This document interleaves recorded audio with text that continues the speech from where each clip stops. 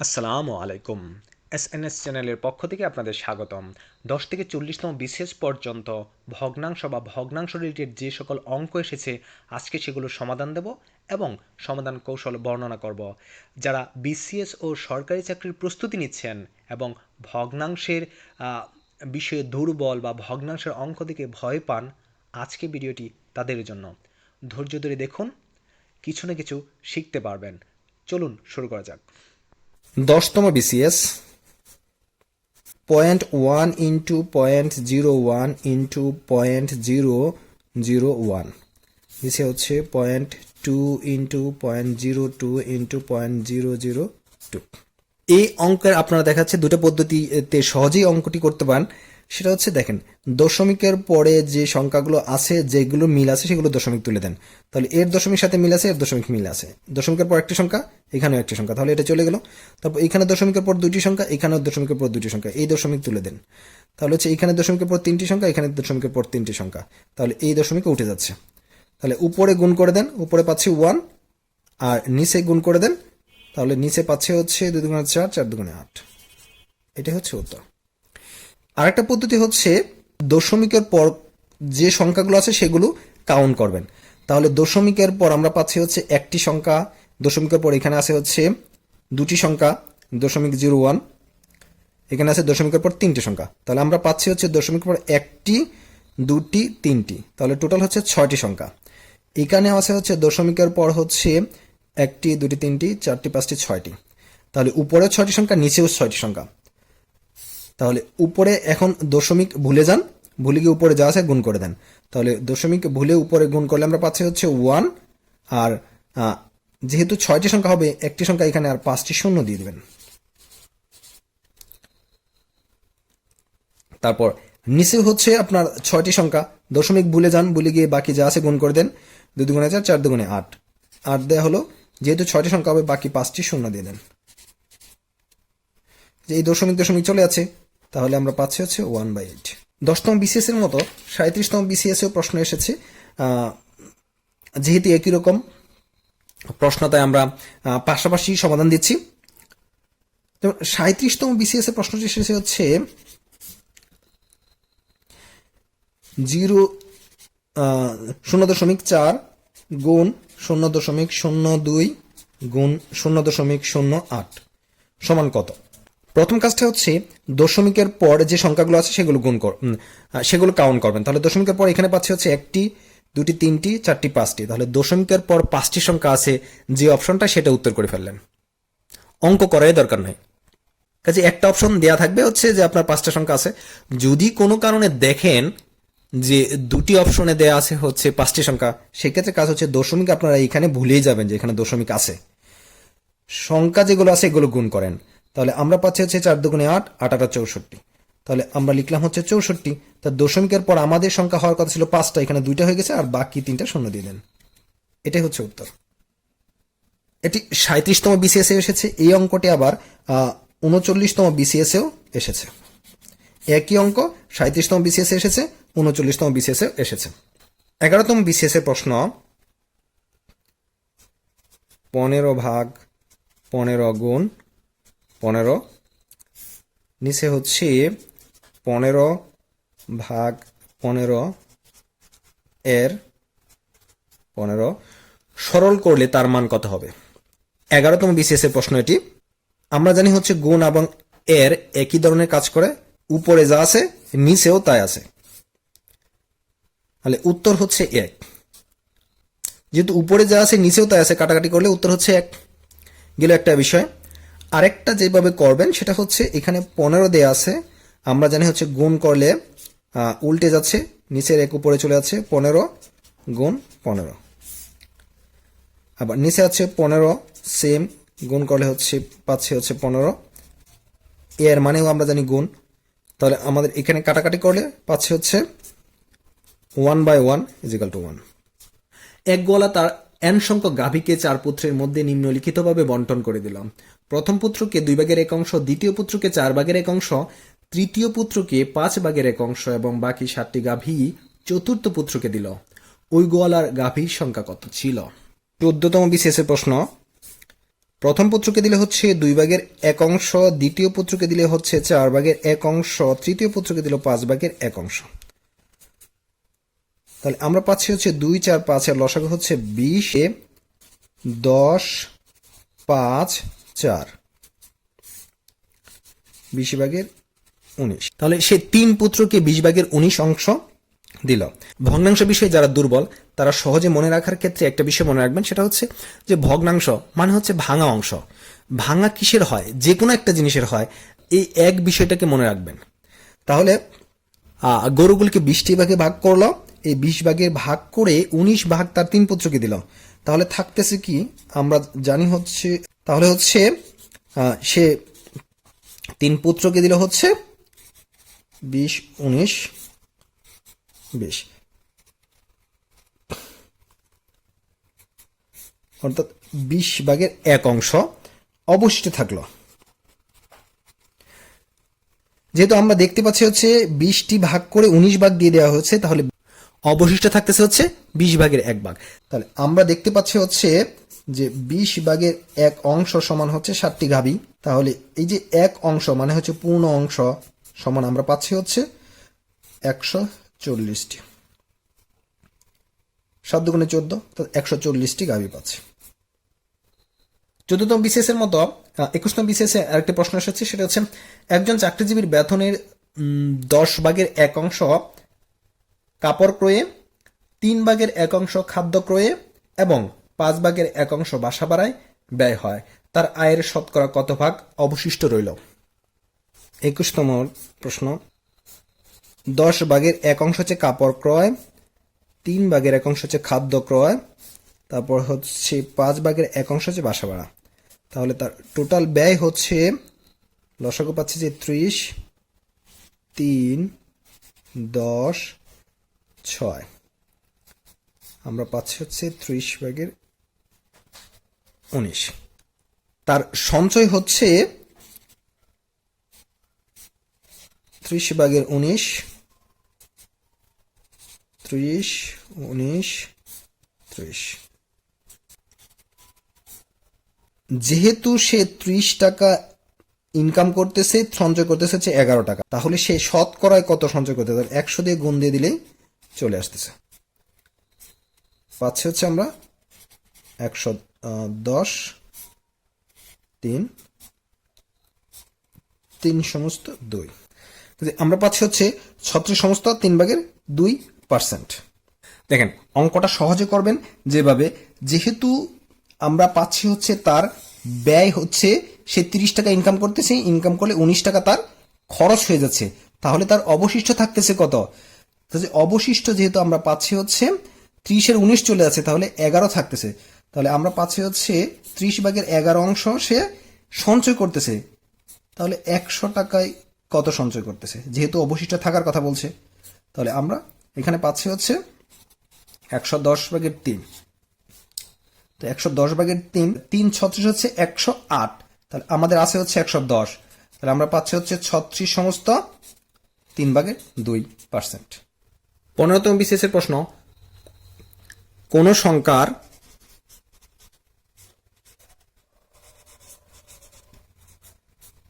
7/2 অংশ 64 এর সমান? এটা হচ্ছে 15তম বিসিএস এর প্রশ্ন। এই অঙ্কগুলোর ক্ষেত্রে যে কাজটা করবেন, যেহেতু বলছে কোন সংখ্যা, তাহলে আমাদের সংখ্যাটা জানা নাই, সেক্ষেত্রে আপনারা ওই সংখ্যাটা কো বা এক্স ধরতে পারেন। তাহলে কোন সংখ্যাকে আমরা যদি ধরি এক্স সংখ্যা এর, অর্থাৎ কোন সংখ্যা এর 2/7 অংশ, তাহলে এর আমরা জানি হচ্ছে 7/2 অংশ 64 এর সমান, তার মানে হচ্ছে সমান 64। এর মানে হচ্ছে গুণ, তাহলে x গুণ 2/7 সমান হচ্ছে 64। 2x ইজিক্যাল টু হচ্ছে 64 গুণ 7, x ইজিক্যাল টু আপনি যদি 2 দিয়ে ভাগ করে দেন হচ্ছে 32, তাহলে পাচ্ছি 7 দুগুণে 14 4, 3 সাথে 21 আর 1 হচ্ছে 22। 224 এর 2/7 অংশ 64 এর সমান। 15তম বিসিএস এর মতো 36তম বিসিএস এ এসেছে হচ্ছে 2 এর কত শতাংশ? 8 হবে। 15তম অঙ্কের মতো করতে পারেন। 2 এর মানে আমরা জানি হচ্ছে গুণ, কত শতাংশ জানা নাই, তাহলে যেহেতু কত শতাংশ জানা নাই আমরা ধরে নিয়েছি x শতাংশ। তাহলে 1 শতাংশ মানে 100 ভাগের x 8 হবে, সমান 8। তাহলে আমরা পাচ্ছি হচ্ছে 2x হচ্ছে 800, x হচ্ছে 400। 36তম বিসিএস, 37তম বিসিএস এসেছে হচ্ছে 5 এর কত শতাংশ 7 হবে? তাহলে আমরা জানি হচ্ছে 5 গুণ 100 ভাগের x সমান 7, পাচ্ছি হচ্ছে 700। 1 সমান আমরা পাচ্ছি হচ্ছে 5 14 70 আর হচ্ছে 1 140। 125 নিচে হচ্ছে 27 মাইনাস 3 ভাগের 2। এটা 17তম বিসিএস এসেছে।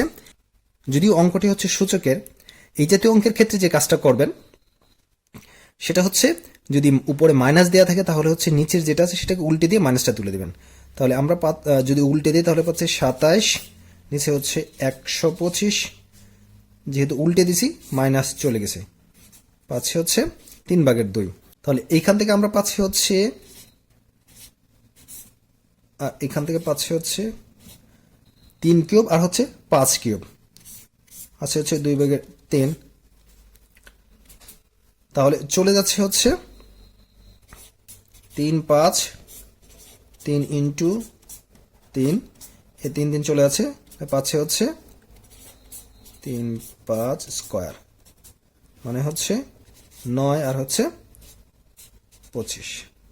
18তম বিসিএস এর প্রশ্ন হচ্ছে যে কোন ভগ্নাংশটি 3 ভাগের 2 থেকে বড়? যে 4টি অপশন দেওয়া আছে সেই অপশনগুলো থেকে কোনটি বড় সেটা বের করার জন্য সহজ যে কাজটা হচ্ছে সেটা হচ্ছে আর গুণ করা। তাহলে আমরা প্রথমে পাচ্ছি হচ্ছে 50 ভাগের 33। তাহলে আমরা যদি এর সাথে এর গুণ করি, এর সাথে এর গুণ করি, উপরে যেটা বড় হবে সেটা হচ্ছে বড় সংখ্যা। তাহলে এখানে পাচ্ছি হচ্ছে 99 আর এখানে হচ্ছে 100। তার মানে এটা থেকে এই সংখ্যাটা বড়, কাজেই ক 2 ভাগের 3 অংশ থেকে ছোট, কাজে এটা নেওয়া যাচ্ছে না। তারপরে আপনারা দেখা যাচ্ছে পরেরটা ট্রাই করলেন 11 ভাগের 8। তাহলে এটার সাথে এর যদি আমরা গুণ করি তাহলে পাচ্ছি হচ্ছে 11 দুগুণে 22 আর হচ্ছে 3টা 24। তার মানে হচ্ছে 2 ভাগের 3 অংশ থেকে 11 ভাগের 8 হচ্ছে বড়, যে আমরা উত্তর পেয়ে যাচ্ছি। 22তম বিসিএস এর প্রশ্ন, কোনটি বৃহত্তম সংখ্যা? দেয়া আছে হচ্ছে ক দেয়া আছে হচ্ছে 0.3, খ দেয়া আছে হচ্ছে 3 ভাগের 1, গ দেয়া আছে হচ্ছে √0.3, ঘ দেয়া আছে হচ্ছে 5 ভাগের 2। এখানে পাচ্ছে হচ্ছে দশমিকের জন্য 1, একের জন্য হচ্ছে 0, 10 ভাগের 3। 10 ভাগের 3 ক আর খ যদি আমরা ফাইট করি তাহলে এখানে পাচ্ছে হচ্ছে 3 10 হচ্ছে 9 আর এ হচ্ছে 10। তার মানে এটা হচ্ছে বড়, এটা হচ্ছে ছোট, তাহলে এটা বাদ যাচ্ছে। √0.3 কে আমরা লিখতে পারি হচ্ছে দশমিকের জন্য 1 আর একটা সংখ্যা গড়ের জন্য 0 3। আমাদের এই সংখ্যাগুলোর আর কয়েকটা বর্গমূল আপনাদের জেনে রাখতে হবে। আমরা এখানে পাচ্ছি হচ্ছে 1.73, আমরা 3 নেব না, 1.7 নিচ্ছি। আর হচ্ছে 10-এর বর্গমূল হবে হচ্ছে, যেহেতু 9-এর বর্গমূল 3, তাহলে 3 থেকে একটু বেশি, 3 দশমিক একটু বেশি, তাহলে আমরা 3.1 নিচ্ছি, 3.1। তাহলে এই দশমিক এক দশমিক চলে যাচ্ছে, তাহলে উপরে হচ্ছে 17, নিচে হচ্ছে 31। এই দুটো যদি আমরা গুণ করি তাহলে আমরা পাচ্ছি হচ্ছে 31 দুগুণে হচ্ছে 62, 5 17 হচ্ছে 85। তাহলে এই 85 বড়, তার মানে হচ্ছে এটা থেকে এটা বড়। এখন যদি আমরা এ দিয়ে এর সাথে গুণ করি 31 31, তারপর হচ্ছে 3 17 হচ্ছে 51, তার মানে এটা থেকে এটা বড়। তার মানে এইখানে হচ্ছে বৃহত্তম সংখ্যা হচ্ছে 0.3। √0.3 হচ্ছে বৃহত্তম সংখ্যা। 22তম বিসিএস এসেছিল হচ্ছে কোনটি বৃহত্তম সংখ্যা, আর 30তম বিসিএস অঙ্কটি এসেছে কোনটি ক্ষুদ্রতম সংখ্যা। ক পাচ্ছি হচ্ছে আমরা ক আর গ 0.3, এই 0.3 সমান আমরা পাচ্ছি হচ্ছে 10/3, আর ঘতে পাচ্ছি হচ্ছে 5/2।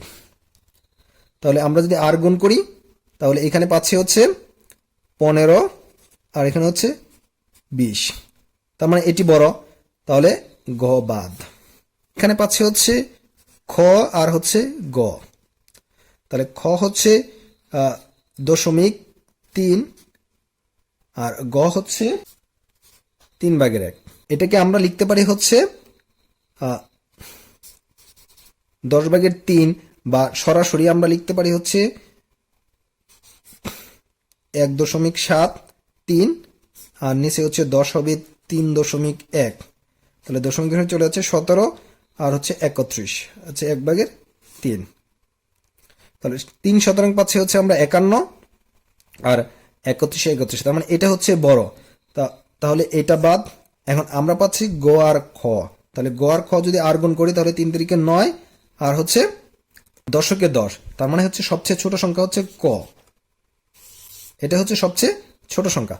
আপনারা চাইলে দেখাচ্ছে ক খ একসাথে গুণ করবেন, আর গুণ করবেন, আবার গ আর ঘ একসাথে আর গুণ করে যেটা রেজাল্ট পাবেন এটার সাথে এর যে ছোট সংখ্যা পাচ্ছেন সেটার আর গুণ করবেন, গুণ করে যেটা ছোট আসবে সেটা হচ্ছে ক্ষুদ্রতম সংখ্যা।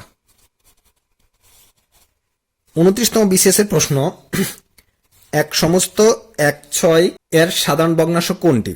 তো এক সমস্ত 1/6 এর সাধারণ ভগ্নাংশ আমরা পাচ্ছি হচ্ছে একের জন্য হচ্ছে দশমিকের জন্য হচ্ছে 1, আর যে কটা সংখ্যা আছে তার জন্য হচ্ছে 0। তাহলে উপরে হচ্ছে 100/116।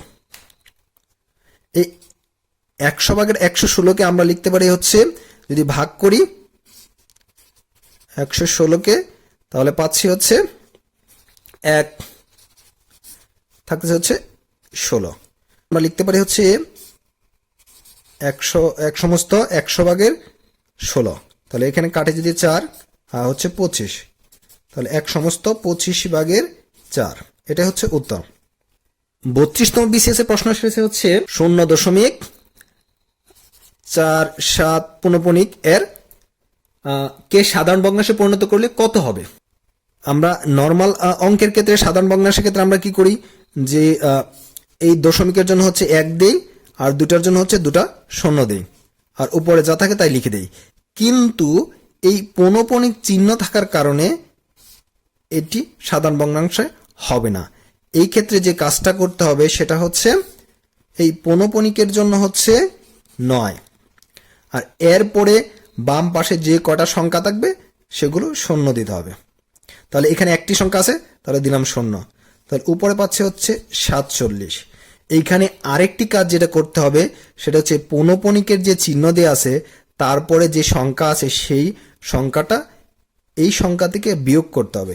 তাহলে এখানে পাচ্ছি হচ্ছে আমরা 4, তাহলে 4 বিয়োগ করতে হবে, আমরা পাচ্ছি হচ্ছে 90, আর বিয়োগ করে আমরা পাচ্ছি হচ্ছে 43। এটাই হচ্ছে সাধারণ ভগ্নাংশ। 34তম বিসিএস এর প্রশ্ন, 20 ফুট লম্বা একটি বাঁশ এমনভাবে কেটে দুভাগ করা হলো যেন ছোট অংশ বড় অংশের 2/3 হয়, ছোট অংশের দৈর্ঘ্য কত? যে বলা হয়েছে হচ্ছে 20 ফুট লম্বা একটি বাঁশ, তাকে 2টা টুকরা করা হয়েছে, সেই টুকরার সাইজটা হচ্ছে কেমন? ছোট টুকরা হচ্ছে বড় টুকরা 2/3, 3/2 অংশ হচ্ছে ছোট টুকরার সাইজ। বড় টুকরার সাইজ যদি 3 হয় তাহলে ছোট টুকরার সাইজ হচ্ছে 2, যেহেতু 3/2 অংশ হচ্ছে ছোট টুকরার সাইজ, তাহলে 2টা টুকরা মিলে পাচ্ছে হচ্ছে 5। এই 5 দিয়ে যদি 20কে ভাগ করি তাহলে আমরা পাচ্ছি হচ্ছে 4, কাজে 4 দিয়ে একে গুণ করে দিন, 4 দিয়ে একে গুণ করে দেন, এটা হচ্ছে 8 আর হচ্ছে 12। 36-37 প্রশ্নের উত্তরটা আমরা আগেই দিয়েছি। ভিডিও যদি আপনারা স্ক্রিপ্ট করে চলে এসে থাকেন তাহলে কষ্ট করে আবার ভিডিওটি ভালো করে দেখুন। 38তম বিসিএস এর প্রশ্ন, মিস্টার রেজা তার সম্পদের 12% স্ত্রীকে, 58% ছেলেকে এবং অবশিষ্ট 7,20,000 টাকা মেয়েকে দিলেন। তার সম্পদের মোট মূল্য কত? 38তম বিসিএস এর প্রশ্ন। 12% দিচ্ছে হচ্ছে স্ত্রীকে, 58% হচ্ছে ছেলেকে দিচ্ছেন, তাহলে 70% হচ্ছে তিনি স্ত্রী এবং ছেলেকে দিচ্ছেন, বাকি যেটা থাকতেছে সেটা হচ্ছে তার মেয়েকে দিচ্ছেন। 70% যদি তাদের দুজনকে দিয়ে দেন, অবশিষ্ট থাকতেছে হচ্ছে 30%। বলতেছেন অবশিষ্ট 7,20,000 টাকা মেয়েকে দিলেন, তার মানে এই 30% সমান হচ্ছে 7,20,000 টাকা। 1% সমান আমরা পাচ্ছি হচ্ছে, যদি কাটা যায়, 24,000 টাকা। 1% যদি 24,000 টাকা হয় তাহলে 100%, তার মানে তার মোট সম্পদের পরিমাণ হচ্ছে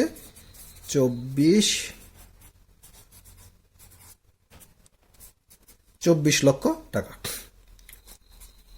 37তম বিসিএস এর প্রশ্ন 39তম বিসিএস এ এসে রিপিট হয়েছে। 40তম বিসিএস এর প্রশ্ন আমরা ইতিমধ্যে আলোচনা করেছি, তাই এখানে আর এটি রিপিট করলাম না। ভিডিওটি কেমন লাগলো কমেন্টস করে জানাবেন। পরবর্তী ভিডিও পেতে চ্যানেলটি সাবস্ক্রাইব করে রাখবেন। সাথে থাকার জন্য ধন্যবাদ। আসসালামু আলাইকুম।